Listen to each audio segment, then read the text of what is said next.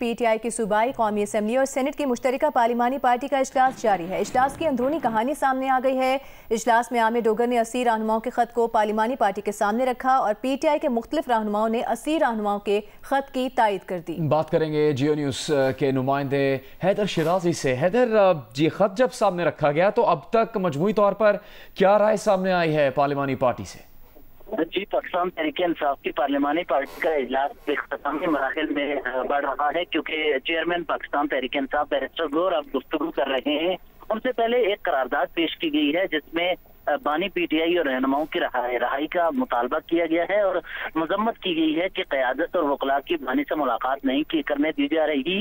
اس حوالے سے سیاسی اور عدالتی جدوجہد کے موقع حوالے سے بانی کے حکم اور رہنمائی کا کہا ہے کہ ہم تمام رہنما اور پارٹی بانی سے رہنمائی حاصل کرتی رہے گی۔ اس سے قبل علی امین گنڈاپور نے گفتگو کی اور انہوں نے کہا کہ ہم کوشش کرتے رہے لیکن پارٹی کے اندر اختلافات کی وجہ سے مسائل پیدا ہو رہے ہیں۔ جس سے قبل علی محمد خان، زرتاج گل، شاہد خٹک، نثار جٹ نے پارٹی وہاں گفتگو کی اور پارٹی کے چند فیصلوں پر تنقید بھی کی۔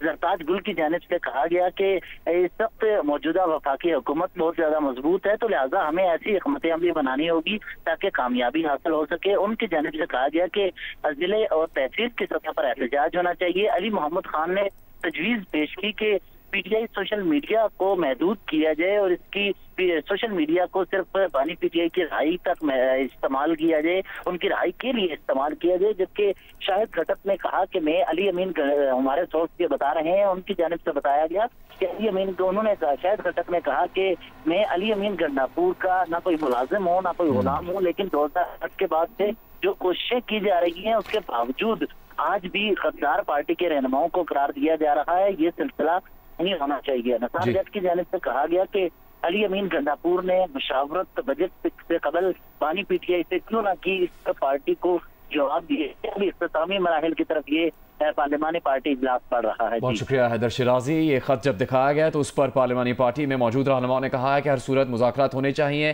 یہ علی محمد خط نے اس خط کی تائید کی ہے۔ سماکن راجہ نے بانی پی ٹی آئی کی بہنوں کے حق میں گفتگو کی ہے پی ٹی آئی پارلیمانی پارٹی کے اجلاس میں۔ ابھی آپ کو بتائیں گے مخصوص نشستوں کے ملنے کے بعد قومی اسمبلی میں پارٹی پوزیشن جاری کر دی گئی ہے۔ مسلم لیگ نون کی کل نشستیں 123 ہو گئی ہیں۔ مسلم لیگ نون کو 13 مخصوص نشستیں واپس ملی ہیں۔ پیپلز پارٹی کی 4 مخصوص نشستیں ملنے کے بعد قومی اسمبلی میں کل نشستیں 74 ہو گئیں۔ بات کریں گے جیو نیوز کے نمائندے آصف بشیر چودھری سے۔ آصف بشیر، کیا ہے تفصیل اس فہرست کے مطابق؟ جی، یہ تازہ ترین جو نوٹیفیکیشن ہے جو الیکشن کمیشن آف پاکستان کی جانب سے سپریم کورٹ کے فیصلے کے بعد جو مخصوص نشستوں کے نوٹیفیکیشن جاری ہوئے ہیں، تو قومی اسمبلی میں جو تازہ ترین پارٹی پوزیشن ہے وہ بھی جاری ہو گئی ہے اور تازہ ترین پوزیشن کے مطابق 13 مخصوص نشستیں مسلم لیگ نون کو ملی ہیں، جس کے بعد ان کی کل تعداد جو ہے نیشنل اسمبلی میں ارکان کی وہ 123 ہو گئی ہے۔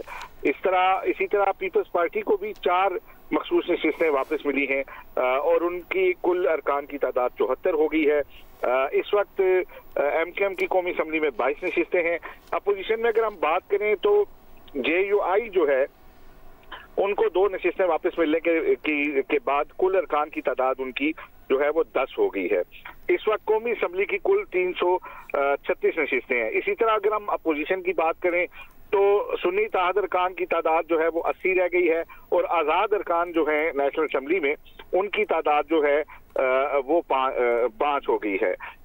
تو باقی جو اس وقت پارٹی پوزیشن ہے کل نیشنل اسمبلی میں 333 ارکان ہیں اور 3 دوسری مخصوص نشستیں ڈالنے کے بعد کل 336 ارکان اس وقت قومی اسمبلی کے جو ہیں وہ ممبرز ہیں۔ بہت شکریہ آصف بشیر چودھری۔ الیکشن کمیشن نے مخصوص نشستوں کی بحالی کا نوٹیفیکیشن جاری کر دیا ہے۔ مخصوص نشستیں ملنے کے بعد قومی اسمبلی میں پارٹی پوزیشن جاری کی گئی ہے۔